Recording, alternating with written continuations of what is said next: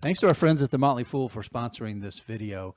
Check out the link below, fool.com/the smattering, to get access to the 10 best stocks to buy right now.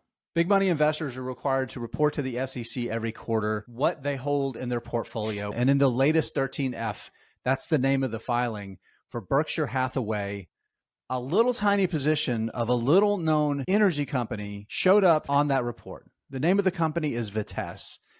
And a lot of people are trying to figure out, do I need to follow Buffett into Vitesse Energy? I'm Jason Hall. This is The Smattering. I've got my resident expert on fertilizer. It's a joke from another video you'll have to find.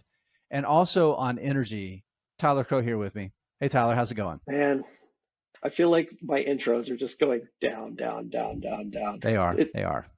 Admittedly, they are. All right, back to the reason people are watching this video. Let's talk about Vitesse Energy that showed up in the Berkshire portfolio. Let me say this first, because I think this is a textbook example of why investors have got to really be smart and never blindly follow any investor, even somebody like Buffett, because you just don't know their motivations. You don't know what's happening. And in this case, there might even not be a decision that was made to buy this stock. What is Vitesse, and how in the heck did it end up in the Berkshire portfolio? Energy is basically, it's a portfolio.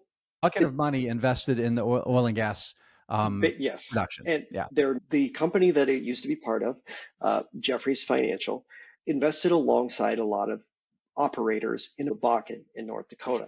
They took what are called non-operating stakes. These went to companies that actually had the ability to produce these oil and gas wells, to do the development. Jeffrey said, okay, we have money, you have capability, we will invest in this asset, right, that you're going to develop, and we'll take a percentage of the ownership of it. And so that's what you're saying. That's what Vitesse is. That's what you would own. For a lack of a better term, they were like a business development corporation on a well-based, level, rather than like, oh yeah, we'll just blindly give money to this operator. It's like, no, I want to invest in this well. And that's what they did. And then thrown together all in one that Jefferies owned, bundled it into one group, and then spit them out onto the market into Vitesse Energy. And this is how it actually ended up in the Berkshire portfolio, is because Berkshire owns Jefferies Financial.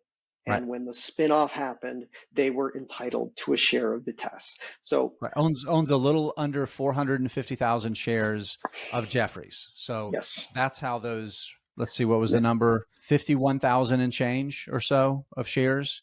Didn't buy them when the company was spun out.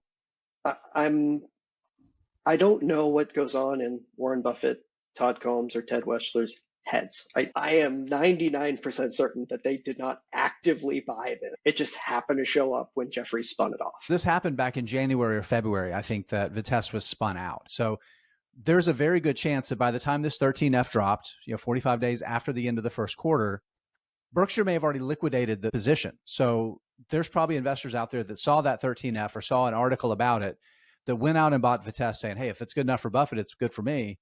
And Buffett may have already sold by the time that it happened. So for all we know, for all we know, but we don't know, right? We don't know specifically, but I think that's the key. You have to own your decisions and you have to make the choices yourself. You need to know why you're buying it and never blindly do it just because some other investor's doing it.